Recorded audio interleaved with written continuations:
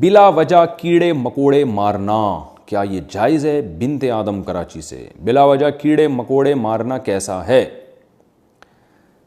گھروں میں جو کیڑے مکوڑے ہوتے ہیں ان کو مارنا جائز ہے، کیونکہ ان کو مارنا بلا وجہ نہیں ہے۔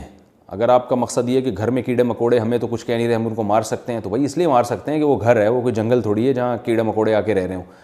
تو لیکن باہر گلی محلے میں خام خواہ میں مکوڑے جا رہے ہیں ان کو کچل دیا جیسے لوگ کر رہے ہوتے ہیں، تو وہ عمل اچھا نہیں ہے۔ حدیث میں آتا ہے کہ ایک پیغمبر تھے تو ایک چیونٹی نے ان کو کاٹ لیا، تو وہ جتنی ساری چیونٹیاں تھیں پیغمبر نے وہ ساری چیونٹیاں مار ڈالیں، تو اللہ نے ان کو وحی دی، وحی کی حل واحدتن، کہ ایک چیونٹی جس نے آپ کو کاٹا تھا اس کے علاوہ چیونٹیوں کو آپ نے کیوں مارا۔ تو اس سے پتہ چلتا ہے کہ جانور کو بھی بلا وجہ مارنا جائز نہیں ہے، چاہے وہ چیونٹی ہی کیوں نہ ہو۔